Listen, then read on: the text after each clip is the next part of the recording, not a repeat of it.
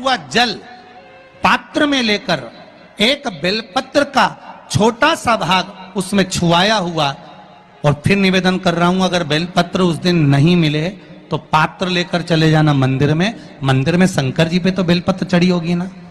अरे बोलो तो जरा, चढ़ी होगी ना। उसी बेलपत्र को धोकर फिर जल के पात्र में उसको छुआकर फिर शंकर भगवान को भाव से, दिल से जो चाहते हो, धन वैभव संपदा सत्ता या रोग से मुक्ति, चाहे उधर से जुड़ी हो। हाँ, एक चीज का ध्यान करना, अगर संपदा के लिए, विवाह के लिए या विद्या के लिए या अन्य चीजों के लिए आप शिव जी को जल चढ़ा रहे हो तो उसके जल को उठाकर नहीं लाना है। और अगर रोग के लिए जल चढ़ा रहे हो कि मुझे ये तकलीफ है, घर में ये बीमारी चल रही है या रोग चल रहा है या किडनी का या लीवर का या कैंसर का या ब्लड प्रेशर का, तो जो जल तुमने समर्पित करा उसको लेकर आकर आचमन भी करना।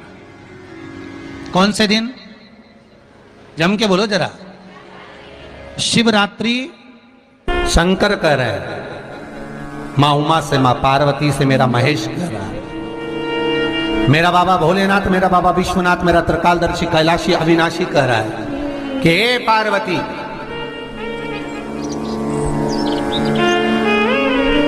एक बीला, एक बेल जो मुझे समर्पित करता है और समर्पित करने के बाद उस बेल की महत्वता देखिए, जो बैसाख महीने में बाबा शंकर को जो चढ़ाया जाता है और 1000 अश्वमेध यज्ञ का पुण्य फल हम प्राप्त कर लेते, मात्र एक फल चढ़ाकर, मात्र एक फल चढ़ाकर। हे पार्वती,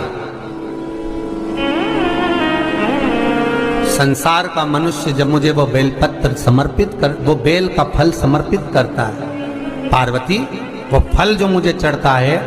फिर मैं भले नर्मदा के जल से निकला हुआ कंकर शंकर क्यों ना हूं, फिर चाहे मैं गंगा के जल से निकला हुआ कंकर शंकर क्यों ना हूं, चाहे फिर मैं यमुना के जल से निकला हुआ कंकर शंकर क्यों ना हूं, चाहे मैं सरयू के जल से निकला हुआ कंकर शंकर क्यों ना हूं, चाहे मंदाकिनी के जल से निकला हुआ कंकर शंकर क्यों ना हूं, हे पार्वती, फिर जो भी शिवलिंग पर वो बेल समर्पित होता है वो बेल उठाकर जीव अपने कार्य में ले सकता है। ये माँ उमा से